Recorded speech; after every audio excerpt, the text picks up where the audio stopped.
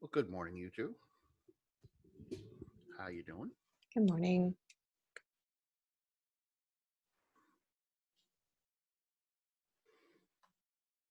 Everything seemed to go well yesterday. Anything particular from that you guys, or from that test that you guys wanted to look at or ask about? I haven't had a chance to go through them for the extra points, but it seemed like they were fairly solid.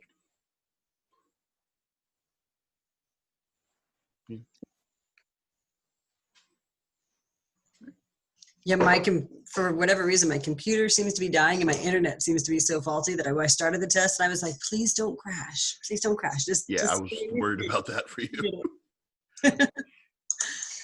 So.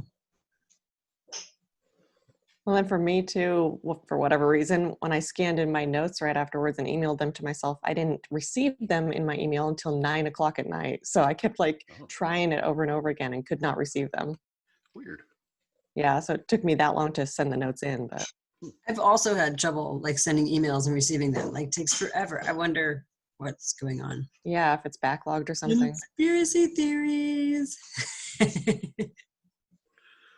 don't start that. Okay, so let's look at systems of equations.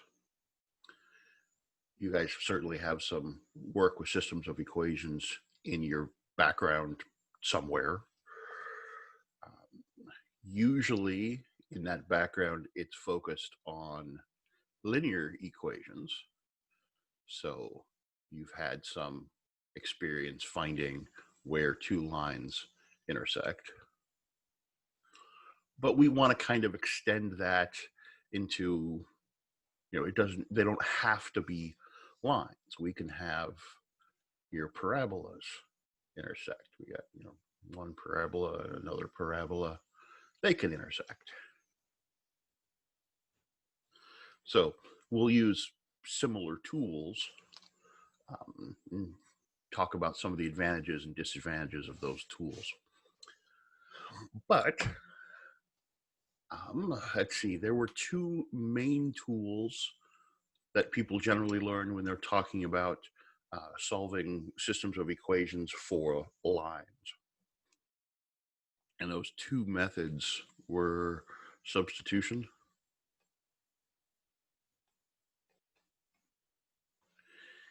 and what's often nowadays called elimination.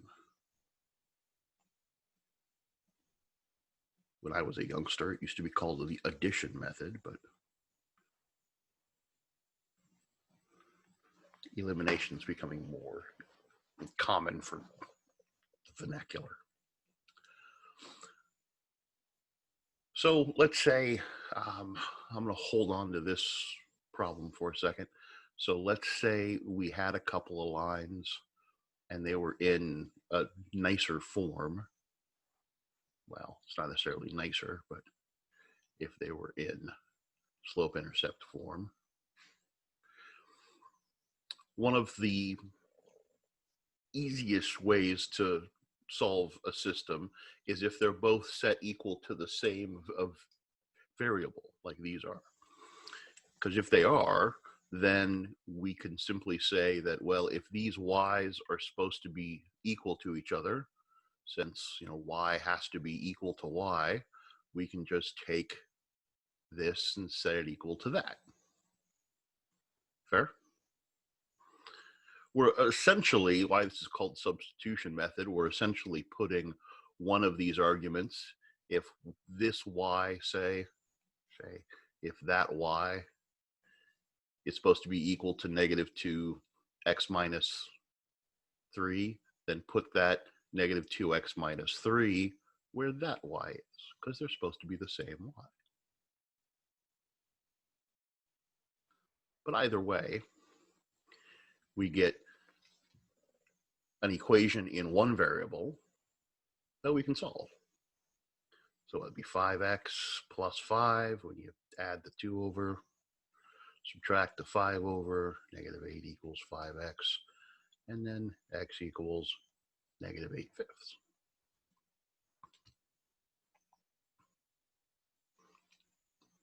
So great, we have a value for x. But if we're trying to find the solution to the system has two variables. It has x's and y's.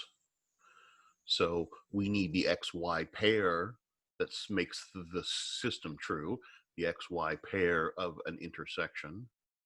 So, okay, we found an x value. To find that y value, you can put that x value back into either of those equations, whichever one you find more compelling. I'm going to put it into the top one for no particular reason. So y equals 3 times -8/5 plus 5. So what is that? -24/5 plus 25 25 25/25. How about 25/5? Because that's a 5. So we get a nice y equals 1/5. So then the solution to the system is -8/5 1/5. And for those two lines, the point of intersection is that -8/5 1/5.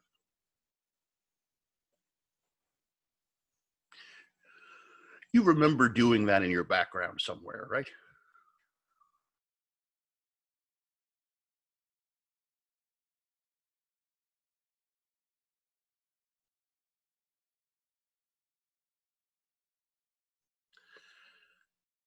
Now, the reason that that technique can be a little bit unfortunate is because it's kind of dependent on us having these nice equations solved for y. And these are particularly nice when solved for y.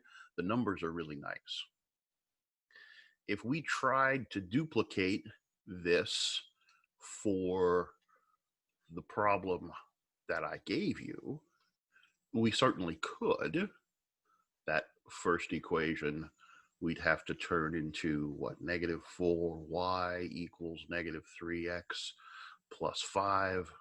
So y equals 3/4 x minus 5/4. And all of a sudden it's all full of kind of fractions, which fractions aren't bad, but they do kind of get in the way. The other one's not quite so bad with the 2's, but still we'd have 2y equals -2x if we subtract the 2x from both sides plus 3, and y equals, oh, the -1 is nice, x plus 3/2. And I remember when I was a kid, I don't know, it's a lot of when I was a kid today, this is how they told me they had to be done. They had to both be solved for y, and then you could set the y's equal to each other. And that was the only way to do it. But of course it's not. Anytime somebody says this is the only way, they're probably lying. Unless they're not.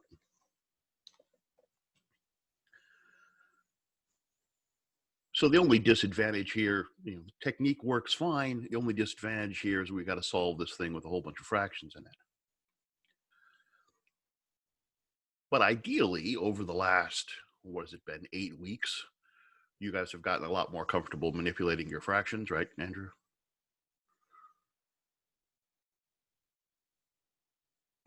So you're funny. I like to think so. I said a question really quick. I noticed, on this. Oh, okay. Right here. I noticed on one of them it's y equals 3x minus 5, but in the actual equation it's -3x plus 5. Is that? I know I was a little late, so I just wonder if I missed something. So, oh, here, you mean? Yeah. Oh, I just made those up so we could talk about this Gotcha. method. Gotcha. So Well, this is there's just kind of like a nice version of that method. they were similar to this equation over here, so that's why You're I right. was curious. I was like, wait, is this the same set of equations? No. But you're right, the numbers are very much the same. Crystal, you had a hand up there for a second? I do. I'm was copying and listening late, so I'm back over to the just below the purple where the first line is -4y. And I get the -4y, but how is it -3x plus 5? That's where I'm lost. So we subtract the 3x from both sides. Okay. I suppose you could write that as 5 minus 3x, but that's the same, right? Yeah. I just like to have the x's in front for some reason. Okay. Because that's the same as that, right? Yeah. And then divide both sides by -4. Okay. Negatives cancel there. And the 5 divided by the -4 makes that change to negative. Okay. I thought we were combining the two lines together and I was really confused. Not yet. Got it. Yeah. That was essentially reconstructing the first line. That's reconstructing the second line. Got it. I'm on board now. Cool.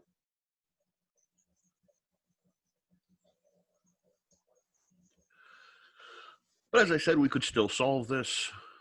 And ideally, you've got more comfort with your fractions than when we started, at least.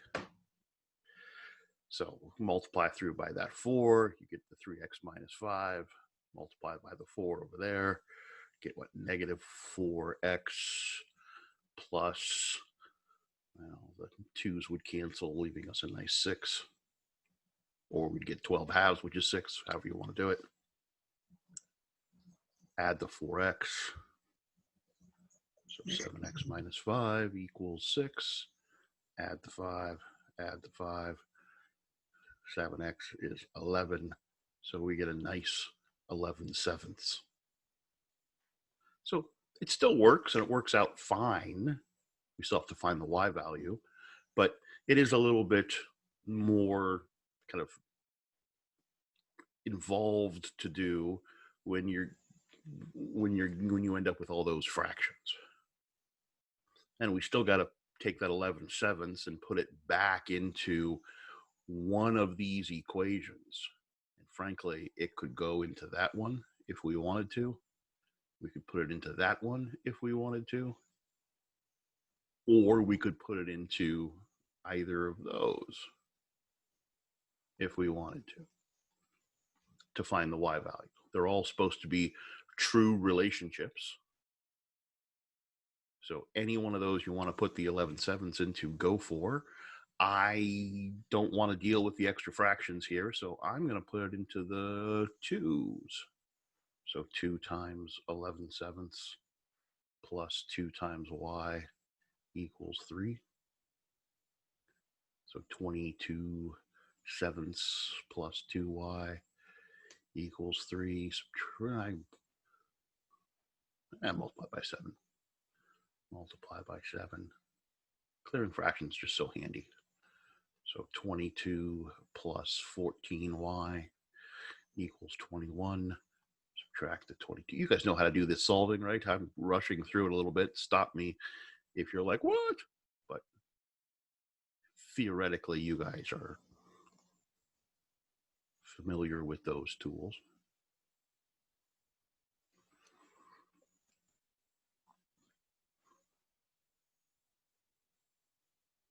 So this substitution method will work fine. It's a little bit chunkier than it has to be with the fractions, but should work fine.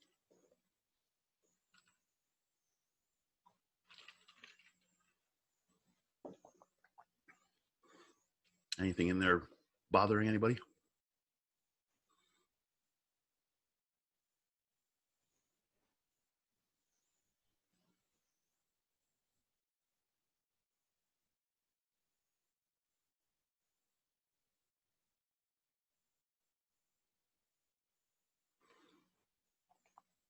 Again, ideally, this is a kind of a review of a skill that you've had in the background somewhere. We want to remind you of it because we're going to extend it, but do make sure if something is weird or seems out of place, you let me know.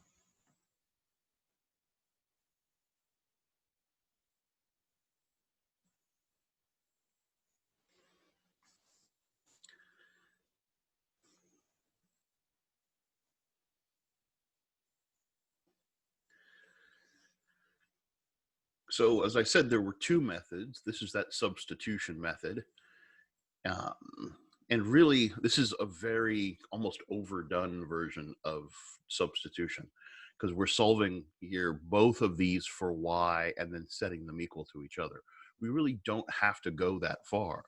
As soon as we solve this for y, as soon as we have that y is equal to the 3/4 x minus 5/4, we could plug that in for the other y into the other equation and solve. So we could have just stopped there, solved for one of them, and then substituted it in to the other equation.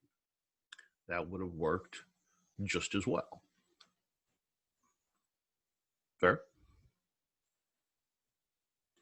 We could have solved one of those equations for x and substituted it in for the x instead. We'd have a statement with just y's in it. That would work too.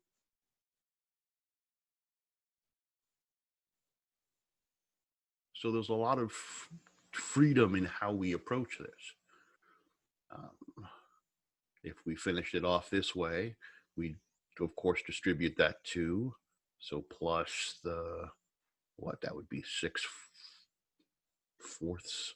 So we'd end up with a nice, 3/2 x minus 5/2 equals 3.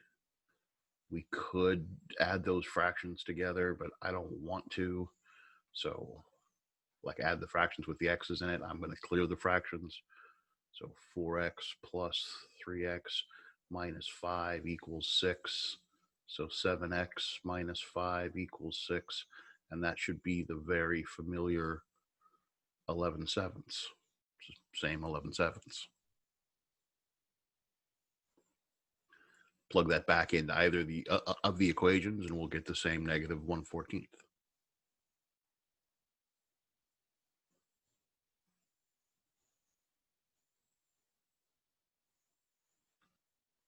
So a lot of flexibility in substitution. We just would have to solve for any one of the variables and plug it into the other equation.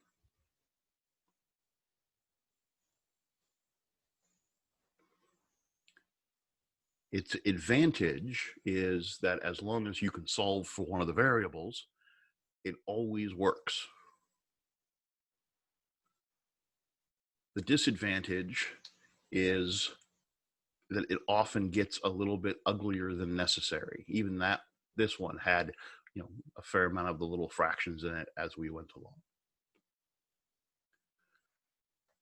Hence our second method.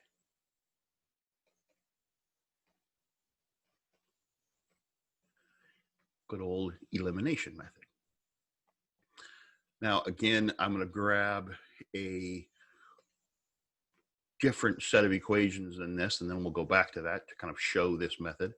But let's say we had, how about 4x plus 7y equals 1 and negative 4x minus 2y equals 3. Say we had that system and we were wanting to solve.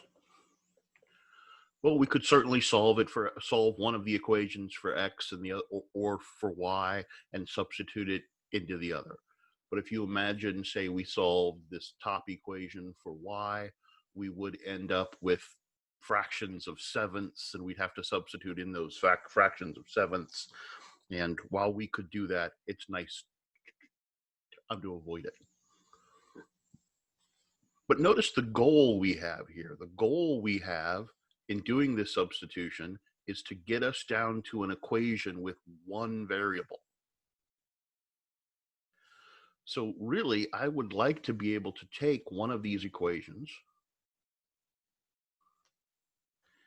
and get one of the variables to go away. So I only have one variable left. I could try to get rid of the 7y, or I could try to get rid of the 4x. Either way, getting down to one variable would be an advantage. The problem is, if we'd say, tried to subtract away the 7y, we'd have to put the 7y on the other side, right? So that 7y wouldn't go away, it would just move. If we said, okay, then let's subtract the 4x instead. Okay, so subtract the 4x instead. We'd have to subtract that 4x from both sides, and it's not gone, it's just moved. It would be nice for us to be able to find a way to get rid of one of the variables while not introducing it to the other side. And we can do that using that second equation. What I want to add to this side is the negative 4x minus 2y. I'm going to add that to this side. Why do I want to add that? Well, because I want those 4x's to go away, and that's going to make them go away. Yeah, it's going to mess with the y's a bit too. But if I add this negative 4x minus 2y to one side, then I'm supposed to add the negative 4x minus 2y to both sides too, right? Supposed to add the same thing to both sides. But what is negative 4x minus 2 equal to? It's equal to 3. So instead of adding the negative 4x minus 2y to this side, we're going to add the 3 to that side. Now again, we're supposed to add the same thing to both sides, but according to the second equation, that is the same thing on both sides. Fair? Now what happens when we add those together? Well, the x's go away. We end up with, what, 5y equals 4, and y equals 4/5. And boom, we have one of our variables solved for.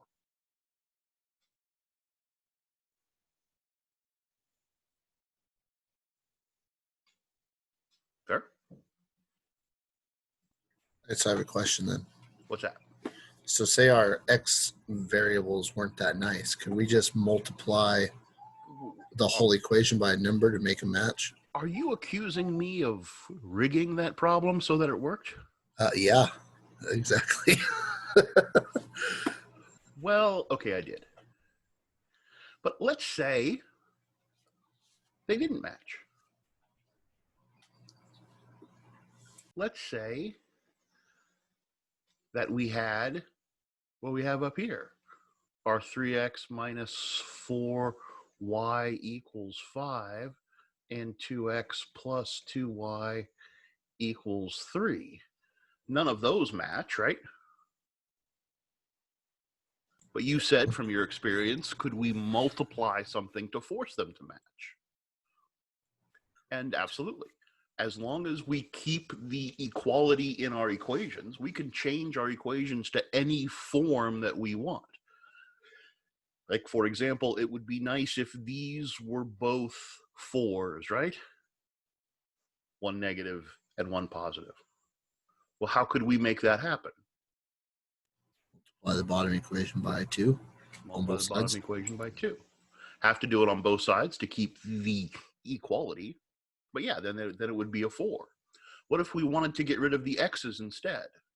Is there something we could turn both the 3x and the 2x into? Yeah, 6. One of them would have to be negative, right? But yeah, so we could multiply the top one by 2 and the bottom one by, say, negative 3. So we can manipulate them. Essentially, we can rig our own problems. Accuse me of rigging your problems, I tell It's only facts, Matt. you.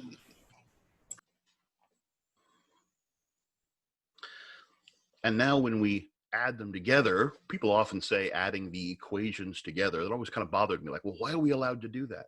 We're allowed to do that because, again, we're adding that same thing to both sides. Because they're equal, we can add that same thing to both sides. Then the x's go away, we've got a nice negative 14y there equals 1. So y equals negative 1/14, and that should again be familiar.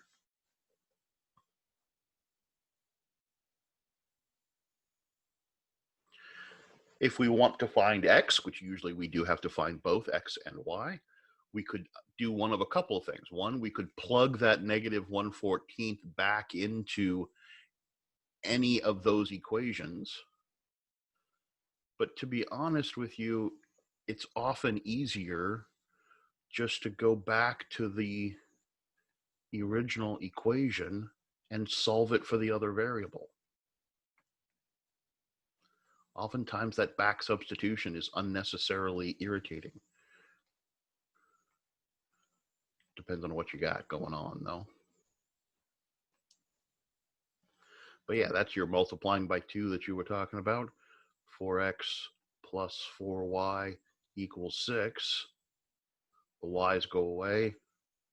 We get 7x equals 11, and our familiar 11/7 pops right out.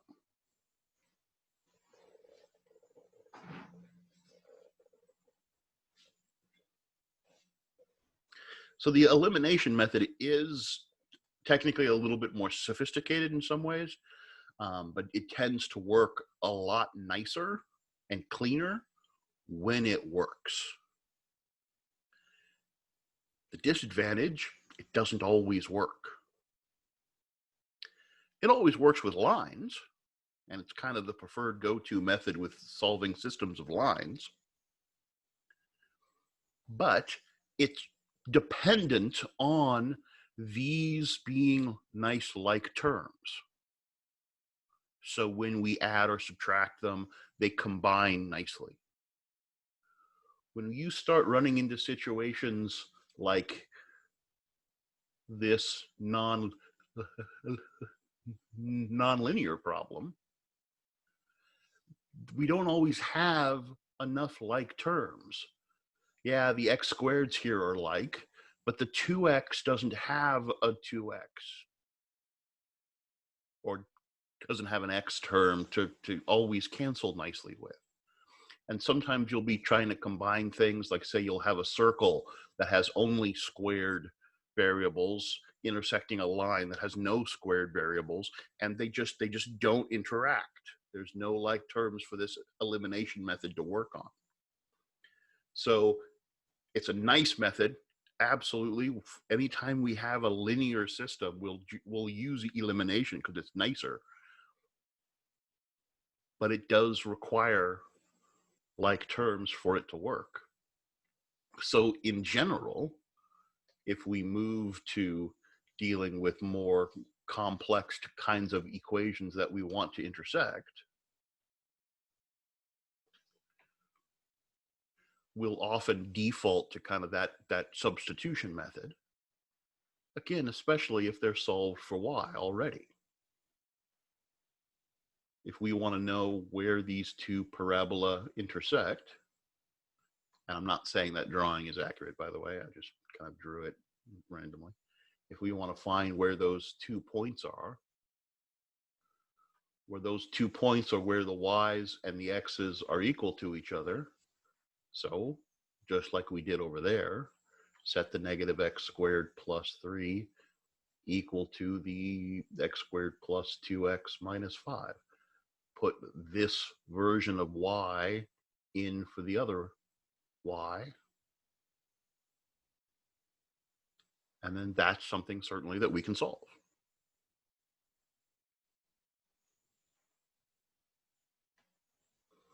We'd get what? 3 equals, add the x squared to both sides, so 2x squared plus 2x minus 5, subtract the 3, 2x squared plus 2x minus 8 is equal to 0.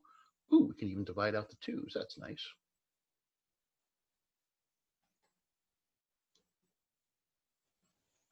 And then we can try to solve that. If it's factorable, is that factorable? Be nice if it was factorable. I don't think it's factorable. No. So then we get the nice x equals what, -1 plus or minus the square root of 1 squared minus, turn into a plus 4 times 1 times 4 over 2. So -1 plus or minus the square root of what, 17 over 2.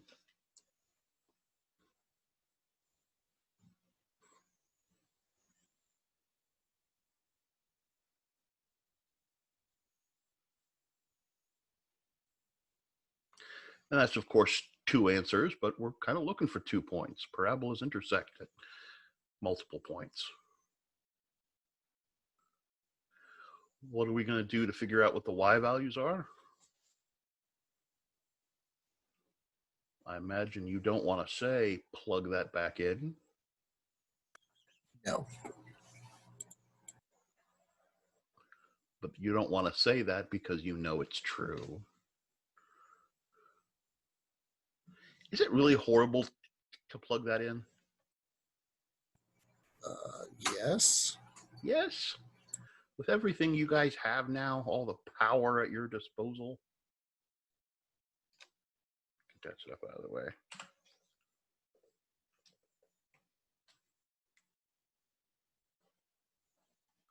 No, I don't have to do that. I can do this.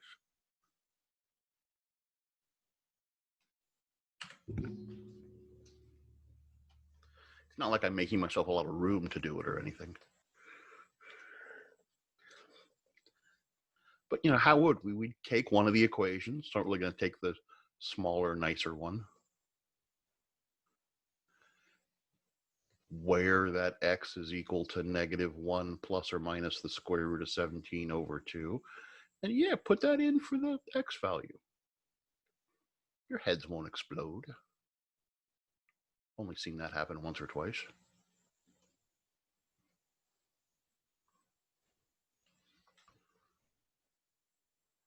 That might look horrible, but we know how to handle that. You're squaring the top and bottom, so you're going to square the 2, and you're going to square this thing. So y equals negative, then the -1 plus or minus the square root of 17 squared over 4 plus 3. This is kind of the irritating part, but we know how to square binomials, right? If you have a plus b and you square it, so square the first, twice the product, square the last, right? We've been working with that pattern for a while. So we can square -1, turns into a 1.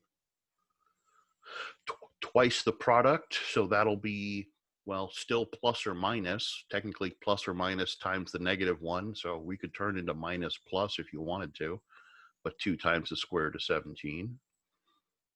And then whether this is positive or negative, when we square it, it's going to turn into being positive, so plus 17 over 4 plus 3. That plus or minus really doesn't do anything, but it's nice to have there, especially when we distribute that negative, because then it'll become -1 plus or minus 2 square root of 17 plus 17 over 4 plus 3. So 2 square root of 17 plus or minus, that should have become negative, sorry. Because that'll add up to a -18 over 4 plus, can I turn that into 12/4? Because that's 3. Sure I can. Add those together and you get what? -6 plus or minus 2 square root of 17 over 4. I'm not saying it's the nicest thing you'll do today, but it's certainly doable.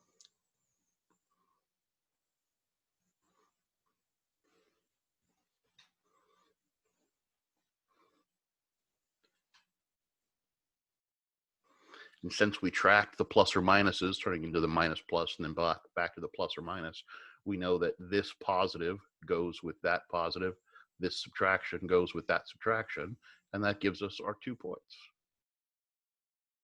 -1 plus square root of 17 over 2, and -3 plus the square root of 17 over 2. For one of the points, and the subtractions for the other point. Again, I'm not saying it was the most fun. Now, speaking of rigging problems, your homework and such will generally rig these problems, so that's nice and factorable. So you'll get nice numbers out of it. But in practical applications out there in the world, usually that's not the case. Usually they're ugly. But you can either get decimal approximations if you want, and if you can approximate it, if you know how much to approximate it to for your particular application, approximations would probably be fine. If you need to do it exactly, you know how to square stuff. That didn't hurt overly much, did it?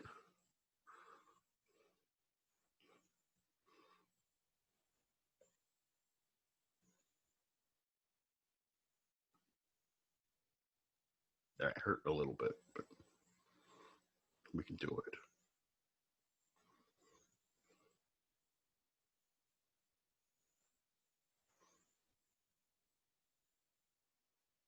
Questions, though? Yes, ma'am. Okay, so I'm stuck over where that big arrow is, just below it. How did you get 1 plus 4? Isn't it minus 4? Oh, here?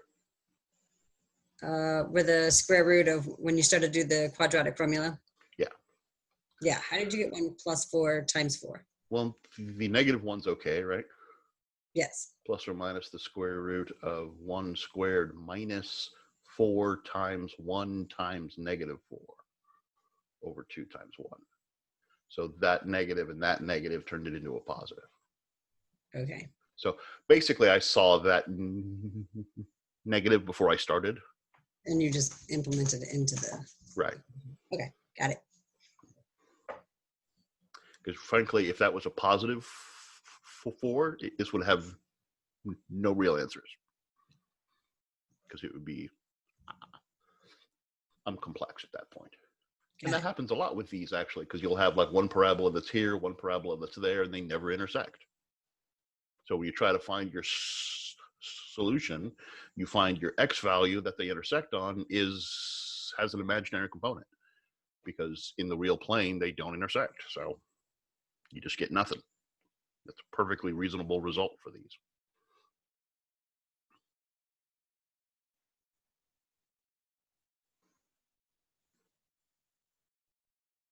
Anything else?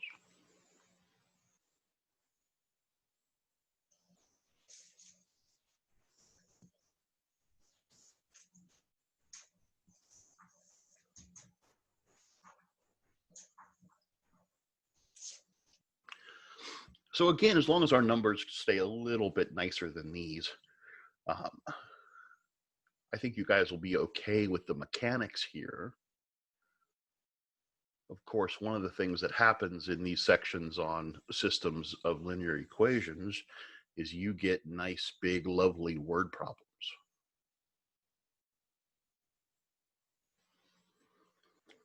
And those can often, particularly in our section 9.3 that's coming up, those word problems can get fairly large. So I want to look at a small mixture problem here. Let's say you need, how much do I want?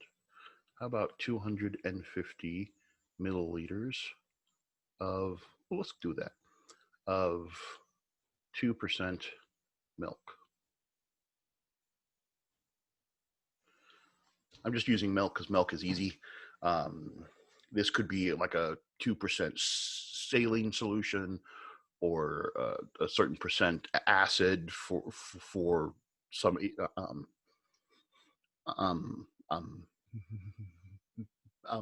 use in medicine or in some industrial application. I'm just using milk because, I don't know, milk's nice. So you need 250 milligrams of 2% milk. But all you have at your disposal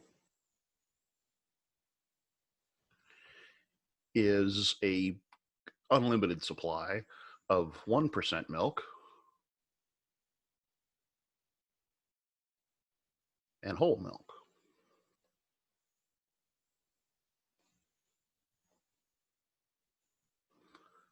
How much of each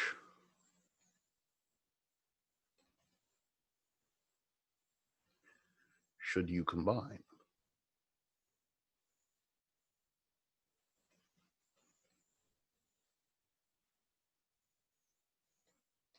I also like the milk example because this actually happened to me once. I had actually, it was my ex-mother-in-law.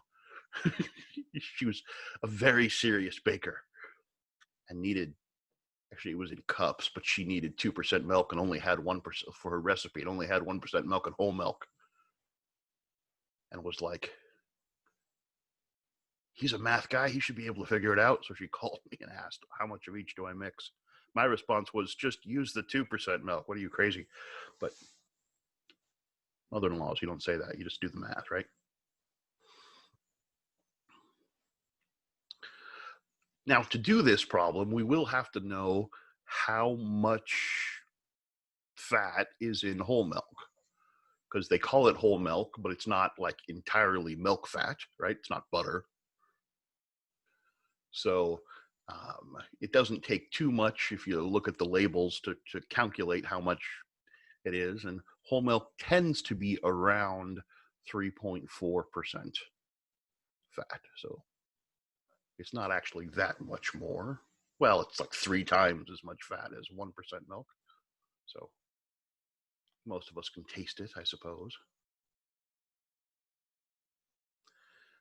But if we want to find out how much of each we should combine, we have 2 things that have to be true. We have to end up with your goals here. We have to end up with 250 milliliters. So that's one goal. And it has to end up being at 2% fat.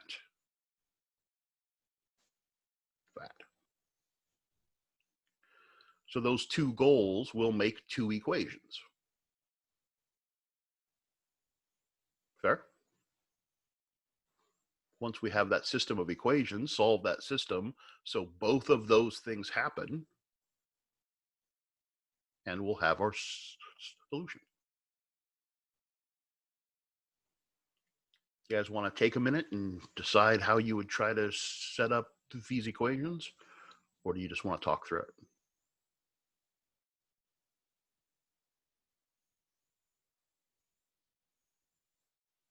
I'll take that as a, we would like to think for ourselves for a minute. I respect that.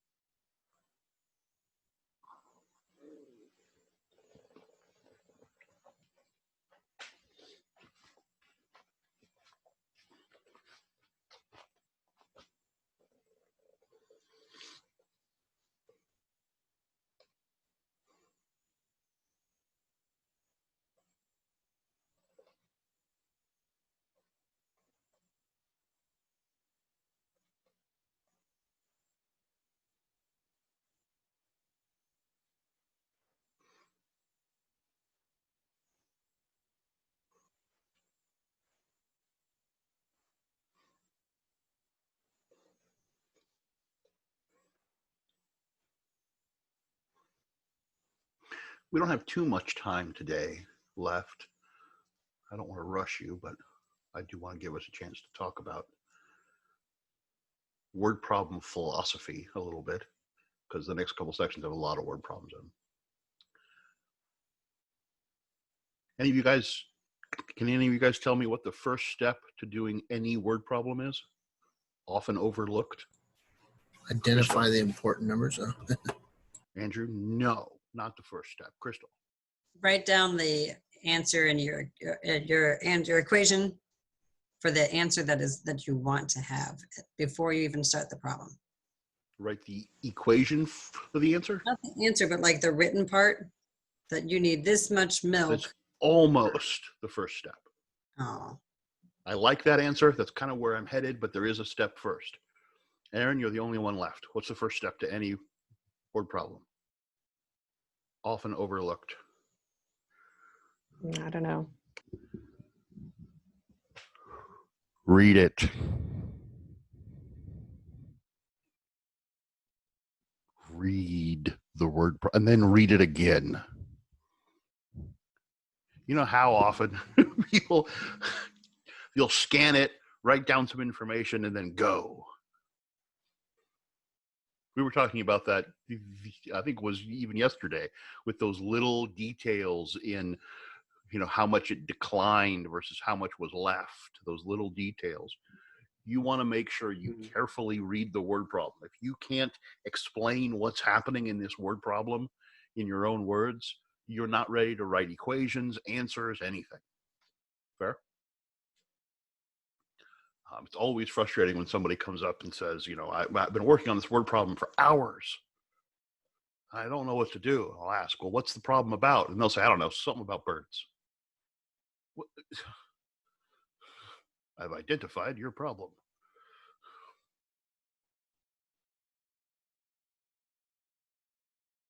So read it carefully, make sure you're conceptually understanding it. Crystal, though, you're writing out the solution is a very, very good tip. And both of these often seem like a little weird things to say. So the first job, read the thing. Second thing, write the answer.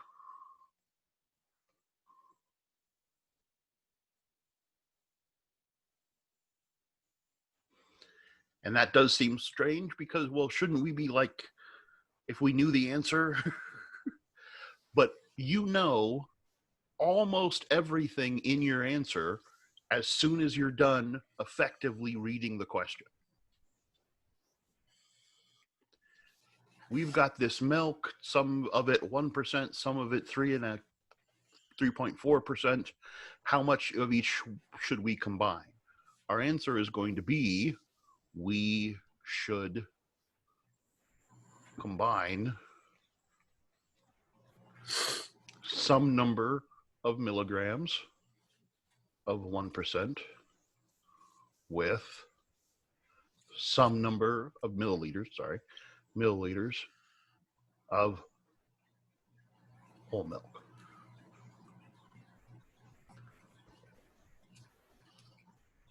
That's what, 1, 2, 3, 4, 5, 6, 7, 8, 9, 10, 11.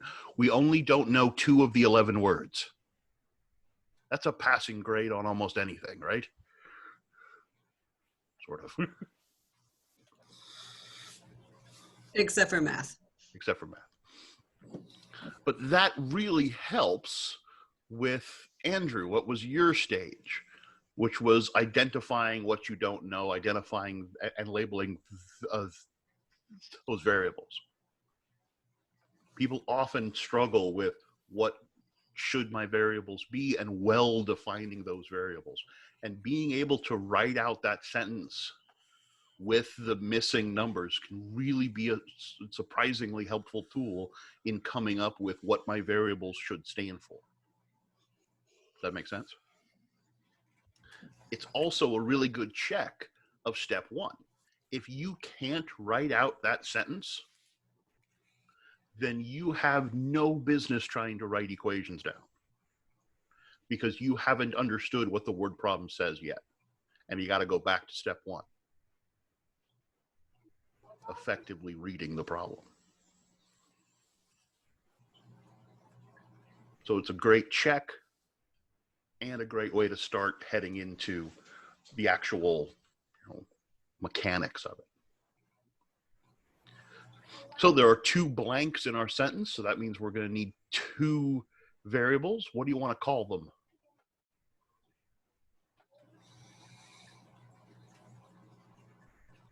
X and Y. Crystal, X and fine. X and Y. You're not sick of X and Y's yet? O for 1%? No, you don't want that. O's are bad. That's fair. It is so much in your best interests to write, let X be the milliliters of 1%, let Y be, or equal if you prefer, the milliliters of whole milk. When these problems get nasty and we've got 2, 3, sometimes more variables floating around, making sure you know what they stand for is surprisingly important. And we don't want X is 1%. Y is whole. What about the 1% milk? It's the number of milliliters. Fair? Back to that problem with birds. I don't know why the bird problem always sticks out in my head. People will write equations and I'll ask, well, what does this X stand for? And they'll say, that X stands for birds. What about the bird? The weight of the bird? How many birds? The height of the bird? The speed of the bird? What about and sometimes that variable means one thing about the bird in one part and something else about the bird in a different part. So the better we can well define those variables, the better everything will be. So our X and Y are a number of milliliters of the different types of milk. What do we know about those numbers of milliliters? What has to be true? They have to total 250. So could we write that as an equation?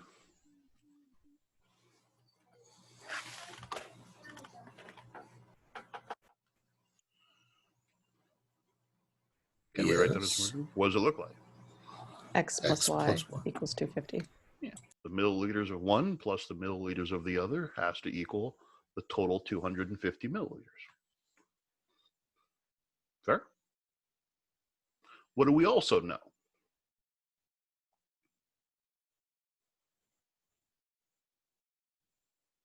Or what else has to be true?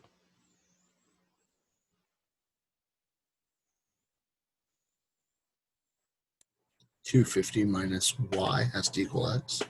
True, that's modifying this first equation, but that was only one of the two things that had to be true, right?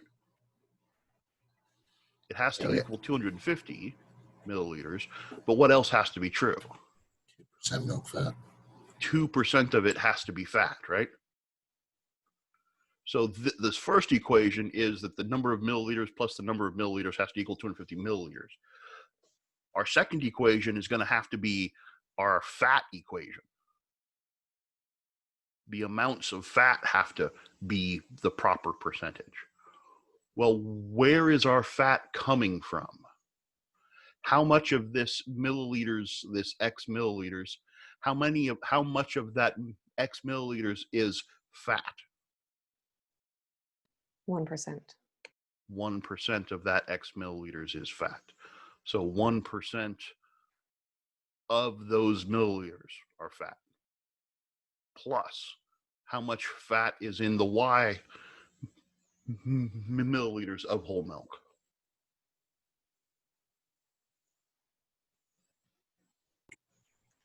0.34. 0.34. So 3.4% of the milliliters is fat. What's that equation going to be equal to? Be careful here. 0.02.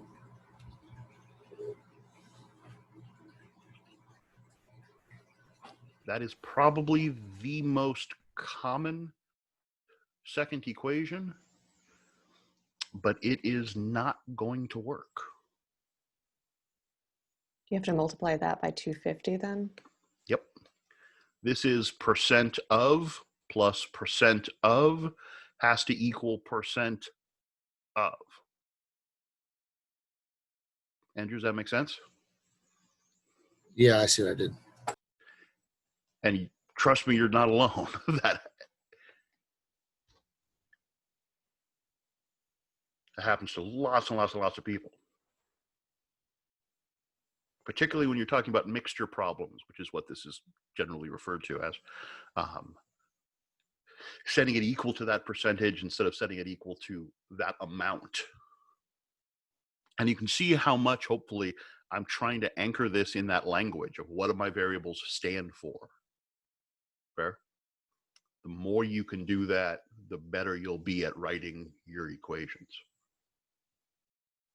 But particularly with percents. Percents almost never stand alone. You know, if I were to ask you, what is 78%?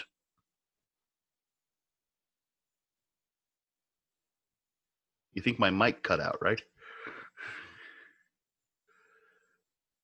What is 78%? You're begging of what, right? Saying, 1% of X plus 3.4% of Y equals 2% of the 250. So careful about that. But then we have a system of equations. Yay, we can solve that system of equations like we did in the above problems and know how much milk to use.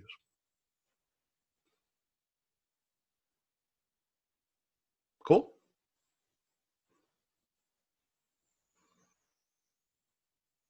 All right, go play with these. Again, most of it should be stuff that you're fairly familiar with, but particularly these word problems, some of them can be a little bit on the icky side. Keep this tool in mind of writing that answer down. It's surprisingly powerful in helping you figure out how you should be starting a problem. Okay? Okay. You guys have a wonderful day. Hey, Matt, before you go. No. What's up? I sent you an email this morning. I checked my open math this morning because I was having some problems with it yesterday.